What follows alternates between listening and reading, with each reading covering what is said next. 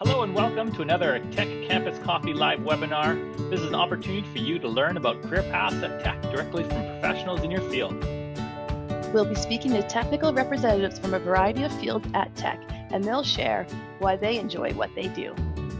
Participants also have a chance to directly ask speakers and recruiters questions and get a good understanding of why Tech is a great place to work, as well as where your strengths, talents, and learning opportunities lie. That's great. Perfect. So maybe we'll start with, I've got a few sort of questions, so maybe I'll start us off, and then like you say, as students have questions, please raise your hand or type them in. But I guess, Chris, maybe to start with you, can you talk to us a little bit about, like, I know you're on the strategic planning side of things. Obviously, a big part of that would be there's going to be some major changes between now and 2040 in terms of how we mine. Can you talk to us a little bit about maybe like exciting technologies or things that get you excited and that's going to make a huge impact for our operations moving forward? Yeah, for sure. I mean, one of the big ones for sure is autonomous haulage. We're piloting autonomous haulage across Tech. We've had a program that started 2-3 years ago now as a pilot project, and now we're expanding it across the entire fleet. And we have plans to be fully autonomous by the end of next year, 2022. And really, what that allows us to do is be a lot more competitive, get a lot more value out of all those haul trucks, and it's a big enabler for that 2040 project. 2040 is a big increase in the amount of material that we're mining, and so our truck fleet goes up by quite a bit. It almost doubles. But if we had conventional trucks, we need even more equipment to move the same amount of material.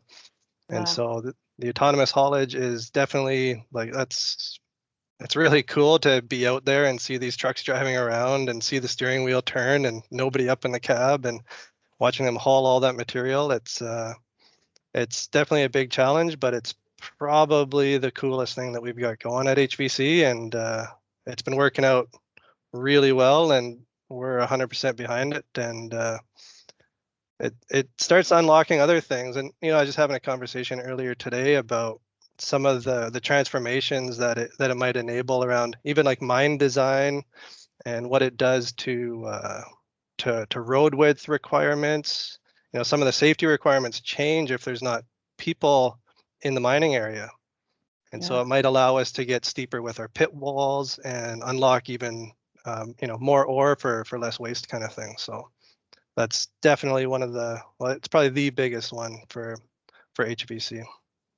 Yeah, I just to highlight that too, at the coal operations, we're just in the middle of our pilot project for autonomous as well. So we have 6 trucks now at the first stage. So I did a tour just before the holidays of the pit, and yeah, it blew my mind. It was so cool to see. Like, we drove in the pit. You obviously have special trucks that are on the same frequency basically as the truck. So we were driving in the lane with the haul truck, and then you stop your vehicle, and then the haul truck knows exactly when to stop. And it's really interesting. Like, from a safety perspective, it just blows your mind that you can really protect every single person in the pit with virtual berms. Like, if someone's working on a piece of equipment, it's really neat to see the impact it's going to make on our operations. So yeah, it got me pretty excited about it as well. It was pretty neat to see it in action and to see a giant 400-ton truck drive by with no operator, which it's kind of unsettling at first.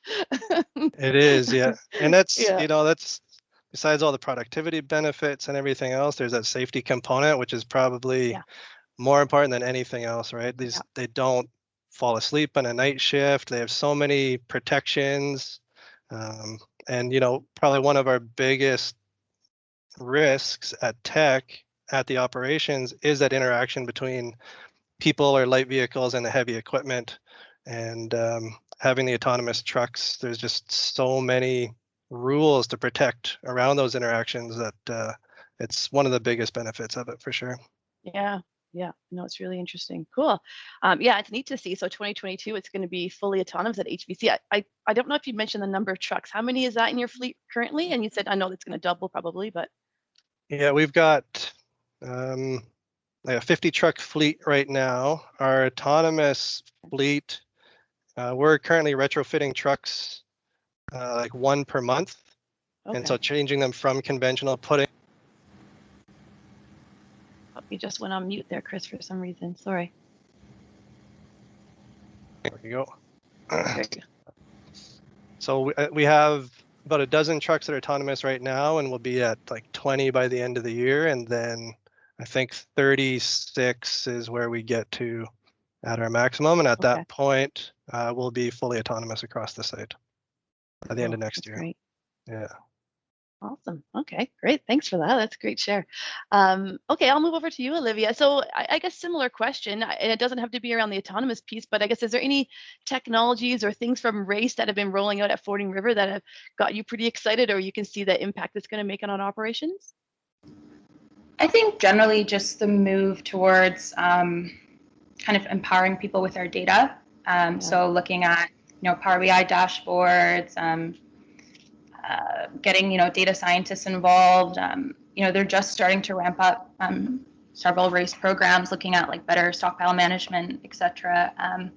And it's just seeing, I guess, getting to use our data to kind of prevent a problem rather than reacting to it. So you're going off plan, and if you have the real-time data in front of you, you can start to rectify and get back on track. So seeing like the power there is really cool, especially from the perspective of like a mid-range planner or a short-range planner. Like you don't always have time to do all this database work because you're putting out fires in an operational role.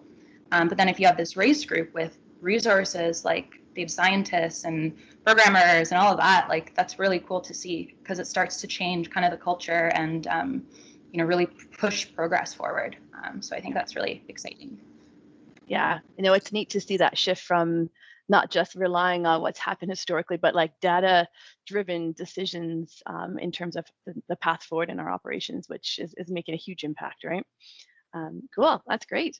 All right, and then I guess I didn't really get into to talk a little bit about myself, but I recruit all the students. So I'm a coordinator for the campus recruitment program for the coal division, but I support other operations as well.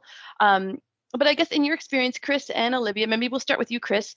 In terms of students coming on board for HVC, I'm sure you've supervised students over the years, and is there any sort of important skills or maybe software experience or anything like that that they should come to the site or would help them be a bit more successful? Like I know Olivia mentioned Power BI as something they've been using. Is there anything you can think of? Yeah, that's certainly been, I'm thinking to the ones that the students that we've had and rehired, and for sure, I mean, looking for strengths in all areas, but really the one that comes back to me, and I've done some personal hires on the students that were really good with data. I mean, it's a lot of kind of legacy technology that's around, and the students that were able to come in and really work some magic, and it seems like it doesn't take long, every 2 or 3 years it's just like another level of skill set that comes in, and they can just take some of those tools and improve on it and have new ways of building on them. And so it really was that ability to work with data, to write code, and kind of, like I said, take things to the next level. That's what was like the most valuable for us, and that's what we got from kind of the newest generation coming through. And like I said, the generation was only every couple or 3 years we'd get a student in, and he'd redo all of our programs, and then 2 years later somebody else would just come and just blow that guy out of the water, kind of thing. Yeah, it's so true. it's amazing how fast it moves, but that's really where we see the big value. Yeah, I think it's happened a few times where you hire someone, then they've got a certain skill set, and you're like the hiring manager is like, I didn't even know I needed this until I got it, and then holy cow, like it's really made a huge impact in the department. So yeah, certainly. There's a couple questions in the chat here that I'll just go through just in case everyone can't see it. But one person's asked, how closely do engineers and data scientists work together? Are there intersections in their job responsibilities? Maybe I'll throw that over to you, Olivia, since you mentioned a little bit about working with RACE. I personally don't work too closely with the data scientists. Like I said, they're starting to ramp up a couple of RACE 21 initiatives at Fording. I know some people more like in the short range space looking at like certain KPIs and stuff, they might be interacting with like the project managers for RACE who then have the contact to the data scientists. But we do have like a lot of databases for like our actuals data that we have people in Calgary that we work with, you know, to troubleshoot issues or to access stuff. But like in my personal experience, not so much, I guess. Yeah, I guess it depends on the project you're working on too, right? So if you're in the middle of a RACE rollout for something in particular, then likely you'd have a little bit more hands-on with. And I know that we have sort of transition teams as well. So there'll be the RACE team, there'll be people that are basically rolling out the project at the site, working with mining engineers. So that could be part of our digital systems group as well. Okay. And then the person's always also asked if they're wondering if adding Python and SQL as skill sets will be valuable to a mine EIT position with Before tech. we jump to that, Stacy, we sure. actually have Jose Obak. He's a mining engineer from UBC who was at Cole, who's now transitioned into Race 21. So he can maybe touch on that a little bit as well. Yeah. Hey, everybody. Sure. So now with Race 21, we're having a lot of interaction with data scientists. I am a mining engineer, but I've been working for the past 4 months with a group of basically data scientists and supporting with some engineering people as well. But there's a lot of opportunity for people that also has these type of skill sets, such as programming in different languages. Python it's what we're using mostly. So yeah, I think that a lot of mining engineering roles could actually be sort of refocused into a more data science kind of field. Great. Thanks, Jose. That's awesome. Yeah, Jose was able to get some experience in the coal division and then moved over to the RACE team and has been rolling out projects across the different business units. So it's exciting to see sort of that opportunity to get your hands in a couple of pots, hey? For sure.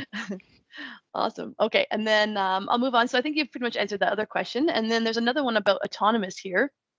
For the autonomous trucks, other than converting delay hours to net operating hours, are you noticing an increase in productivity tons, net operating hours versus driven trucks? Maybe Chris, you can handle that one. Yeah, we are seeing a bit better speeds, like truck speeds, and so productivity is that way.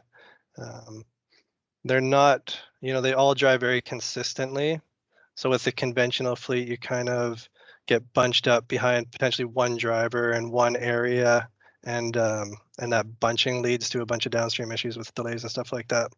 But with the autonomous trucks, they're just very regular in their cycles. It's actually really weird watching them drive. You'll see like the brake lights come on, and they still come on even with autonomous trucks. But they come on at like the exact same spot on the road every time. Every truck that passes it, it's the exact same motions every time. And so that relieves some of the issues about the performance of different trucks. And we do see overall as a fleet, better performance. You probably get your best driver in a conventional truck could outdo an autonomous truck. But like I said, across the fleet, we see the better speeds with the autonomous. I guess, yeah, less downtime from like an actual person having to take breaks and different things like that. The truck can just continuously go, hey, which makes a big impact when you add it all up, hey. When you add, for sure, that's one of the big, probably the biggest payoffs for it is there's no shift change, there's no coffee breaks, there's no lunch breaks, there's no washroom breaks. The only thing that truck stops for is to get refueled and for maintenance. Yeah. Otherwise, it's going all the time. Cool. Great. And then Cole has an additional question. How do you factor in shovel ore sorting at HVC into the 2040 plan? Cole has a little bit of insight, I think, into the inner workings. The ore sorting, that is another big enabler for us for 2040. And I really think, that's part of why HVC is piloting some of these technologies, because we really need them to help with our expansion case.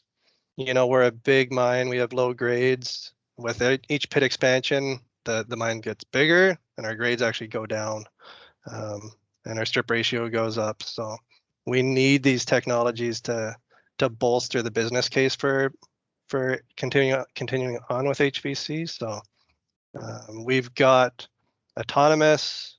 We're counting on it 100%, and our ore sorting technology, which is super cool. We have X-rays on the top of the shovel bucket that can sense the grade of the copper in the bucket. And so in real time, it's making decisions on what is ore and what is waste versus kind of the old traditional way, which was assaying the blast holes, which are 10 meters apart. And it's a very macro scale of how we define ore and waste. And now it's doing it bucket by bucket and making those decisions in real time with what it's sensing with the X-rays. And so that allows us to send better grades to the mill and sort out some of that waste that we would have otherwise sent. We wouldn't even have known that we're sending waste to the mill. It would happen. It's called dilution. And like I said, we're counting on both those technologies 100% for 2040. Yeah, and just to touch on that, so with the ore sorting, we can talk a little bit about one of our capstone project program where we have student teams, fourth year students at BCIT and UBC working on different types of capstone projects that are actual real projects at Tech. And one of them is ore sorting at Cole. Another one is electric fleet charging.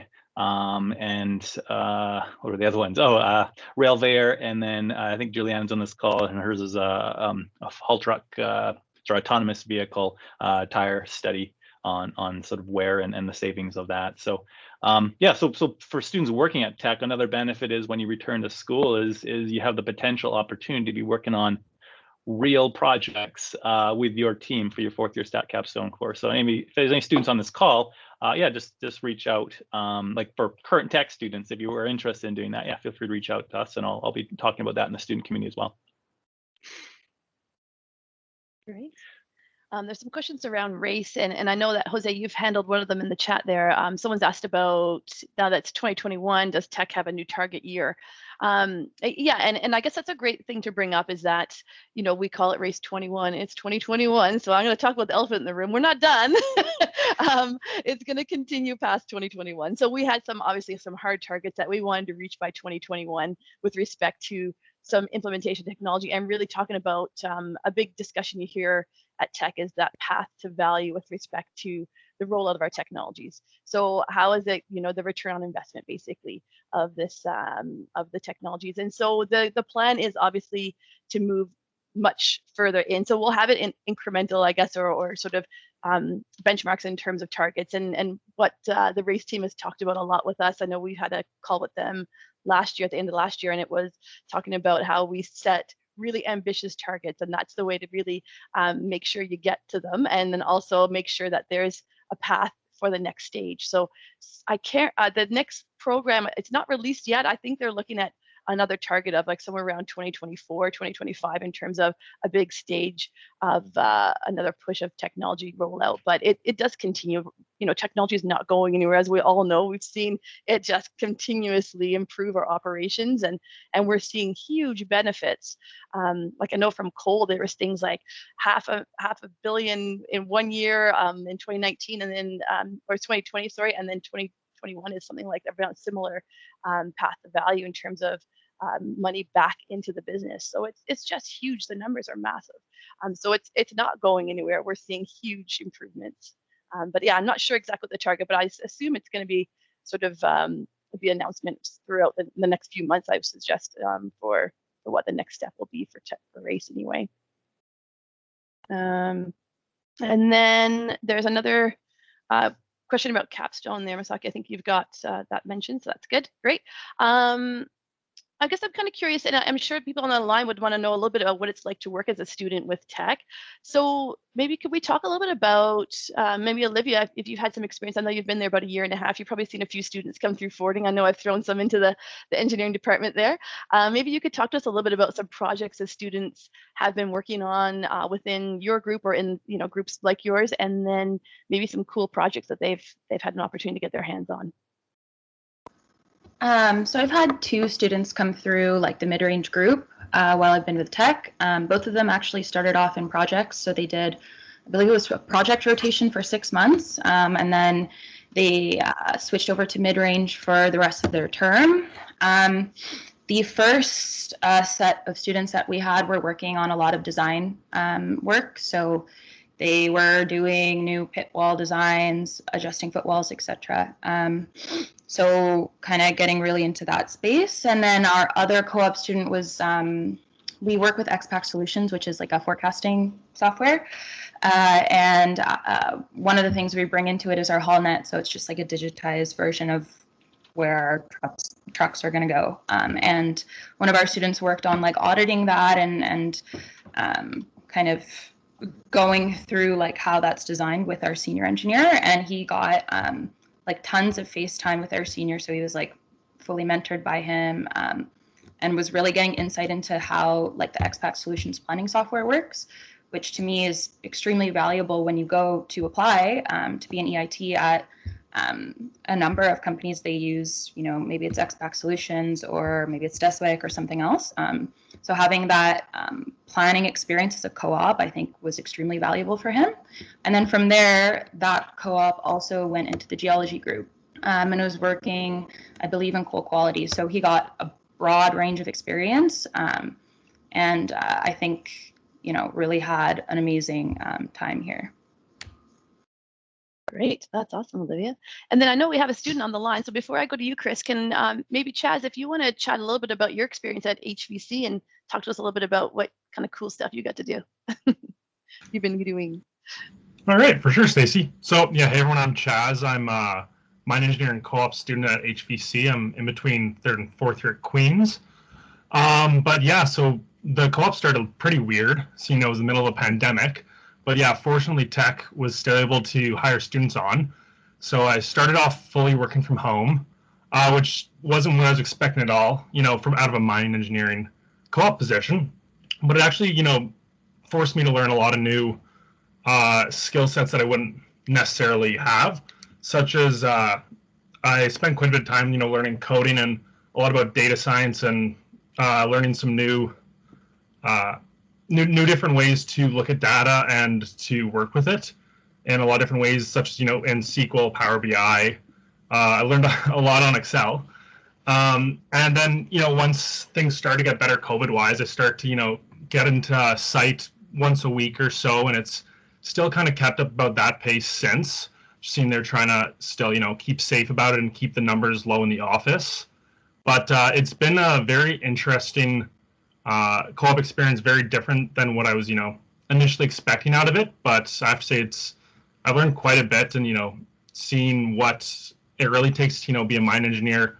Like Chris and Olivia were both saying how important data science is and how important it's going to be, you know, for the future with both tech and mining engineering in general. And yeah, it's been a really good opportunity to kind of push me to learn a new skill sets that I wouldn't have traditionally learned. But yeah, it's been pretty rewarding. It's a really cool mine to be at, especially, you know, as I'm seeing it's transform into, you know, a fully autonomous fleet. You know, when I first got here, there was only a handful of trucks, and now, you know, we're running about 10 consistently, you know, give or take. But it's yeah, I'm here for another couple months, and it's cool to see, you know, the way that the mine is going, and, you know, the industry in general with the whole autonomous aspect. And it's definitely cool to be a part of it. And I'd say HVC is definitely a pretty sweet mine to be working at and seeing some of these interesting changes coming. Yeah, for sure. Awesome. Great.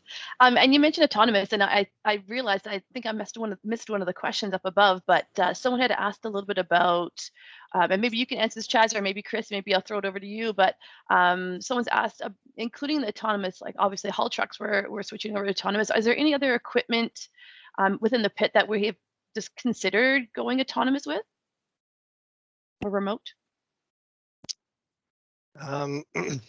There are a few. Dozing, we're certainly having a look at autonomous or semi-autonomous dozing, you know, potentially having one operator that controls multiple machines. Okay. And drilling. Same semi-autonomous drilling, same kind of scenario. One operator, multiple machines are the two that are probably closest to the four. I know we've talked about autonomous shovel operation, but that seems like that technology is a bit further off. Okay. Yeah, that's Yeah, interesting. Yeah. in coal, there was talk about robo refueling. So if we're going to go autonomous vehicles, refueling, if you can set that to be autonomous as well, and that was going to be potentially one of the capstone projects for one of our students. But maybe that's a future one for a student in the future. Awesome. Great. All right. I'm just going to see if there's any more. I'm not missing any other questions. I don't think. We could talk about the locations. Yeah, for sure. Okay.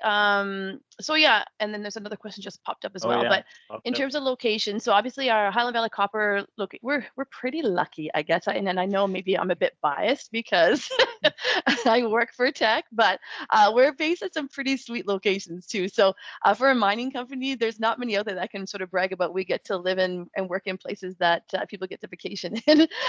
But like for the coal division where I work, we're based in southeastern BC, so near Fernie, BC. So there's a big ski hill. There's lots of sort of recreational opportunities, very outdoorsy. Same goes, I'm sure, Chris, you could speak to a little bit near the Kamloops area, or Logan Lake is sort of the closest community, but a lot of our employees live in Kamloops. And again, another really great location where we have lots of recreational opportunities right out our door, but we're not crazy remote either. Like we have access. You can get to bigger centers. Even if you lived in Logan Lake, it's quite close to Kamloops. So, and same with Elk Valley, we're close to Calgary, and we're not that small community. So yeah, there's some pretty great locations. We're pretty lucky that way for sure. Okay, I'm just sifting through that last question here just to make sure we cover everybody's question before we go to the trivia. So someone's asked that they're working on an ore sorting project for Teck at its coal operation. It's been a great learning experience so far. And they just have a question about COVID-19, how it's affected and changed the dynamic of the new and old positions at Teck. Are there new skills and requirements that you would want from new people coming into the company with a focus on working from home? Similarly, how has Teck tried to combat some of the problems of working from home, like Zoom fatigue? Zoom fatigue, what is that? We spend all our time. But yeah, no, well, I could speak to it a little bit and then maybe you guys could fill in some blanks for me, but I know it's been a huge adjustment like everybody, right? So yeah, we all shifted as many people we could to work from home. Then what we did in a lot of the operations was similar to what Chaz had talked about, is that we would break teams into like maybe a blue team and a green team, and half the team would work at the site and half the team would work from home. And then you would shift, and then that team that worked from home last week would be at site this week, and the other team would work from home. So to keep that separation in case there was an outbreak, it's not going to take out a whole team, but then also to obviously reduce the number of people at the operations and in the offices as well, because a lot of our office space is shared generally. So that's to prevent that situation as well. Yeah, I mean, it's been definitely a transition from the Zoom fatigue. I mean, we try and not be back to back meetings as much as we possibly can, but I think we're all sort of learning what our limits are and learning what the best scenario and the ideal sort of balance would be there for sure. I think it's an individual thing in a lot of cases. Maybe Chris, do you want to speak to that, or Olivia? Maybe Chris, I'll start with you in terms of how we're dealing with the COVID situation. I would say, I'm going to knock on wood, that we've been dealing with the COVID situation very well. Yeah, we've been very lucky, and we've seen a lot of, cases across other industries. And at HVC, we've had 2 cases, individual cases that were, contained, managed, and no outbreaks. And we did, right off the bat, scale back our operation, cut down all the non-essential stuff, and then slowly ramp back up as we got plans and safe protocols in place, and took a very measured approach to it. I have been on site 1 day in the last 10 months. Wow. Yeah. And basically same with my whole team. And, like I said, I do the long range planning. I'm not involved in the day-to-day operations. So there's that consideration, who needs to be on site and who doesn't, and who can, especially now, there's a lot more tools to enable us to be effective remotely.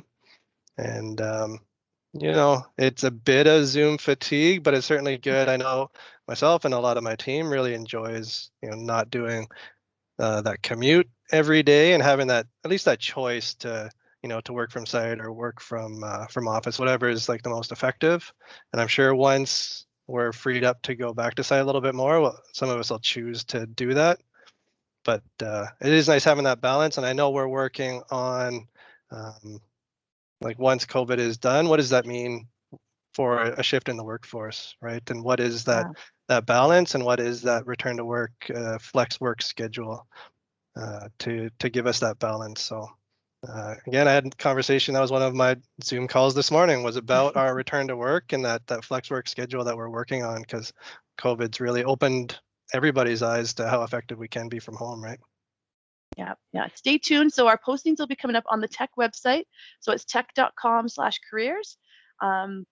And they'll be discipline specific. So you'll see mining, engineering, mechanical, all the different disciplines there. So keep an eye out for those. They'll also be posted at most of the universities. But like you say, if you don't see it at your university, certainly check the tech website over the next couple of weeks, and you'll see some for May. And we recruit every 4 months.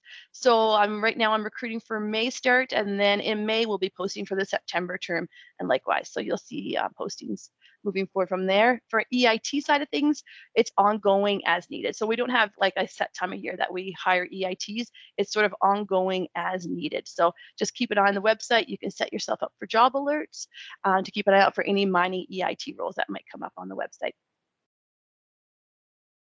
That was fast and furious. I was trying to sneak it in there. Hopefully you got all that.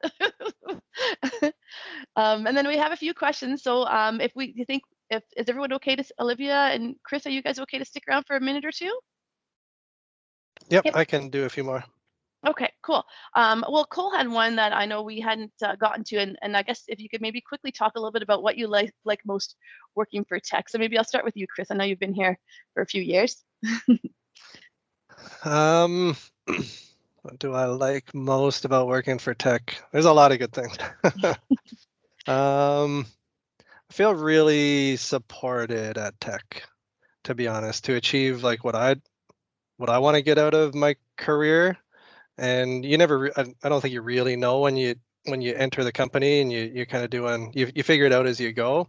But there's really a lot of support. The EIT rotations give you different exposures, let you figure out what really, what motivates you, and then they're really supportive in whatever direction you choose to be. And it might be a totally different direction. I've seen that a few times, that somebody comes in as an engineer but really wants to get into finance or something they didn't have exposure to before, didn't think they'd be really interested in.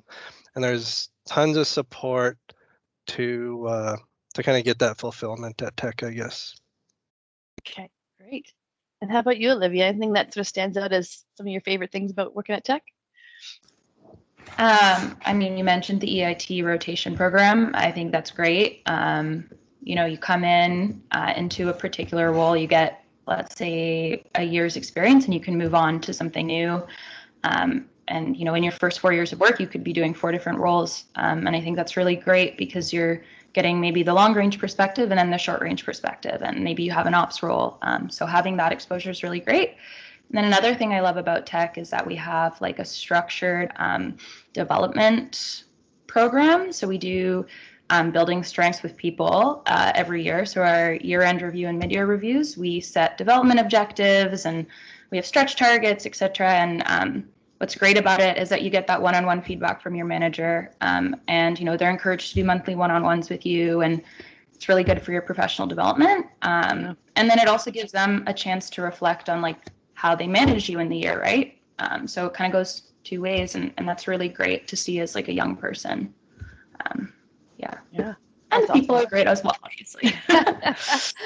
Yeah, that's often what I often say is that, I get the benefit of working with lots of different technical teams at the operations, and you'll never meet a more passionate group of people. People get really excited about the work they get to do, and really get, they take on a lot of ownership and responsibility about the type of project you're running. And so that brings lots of passion, lots of excitement, which makes it fun for me to work with them, and also help them like add to their team and build their groups. It's exciting for sure. Great. And then Aditya, well, hi Aditya. You've got a question here, and it's a little bit about As HVC heads towards a fully autonomous fleet, are there challenges in incorporating impact on respective job losses in the community before it goes for its 2040 expansion approval? So maybe if you want to speak to that, Chris, a little bit. Yeah, there is. It's it's definitely a recognized impact for those entry level positions. Overall, we see actually like an increase in overall workforce because all the support that the systems require and all of that. But it is a lot of technical roles replacing those entry level positions. So we have been doing a lot of talking about skills training to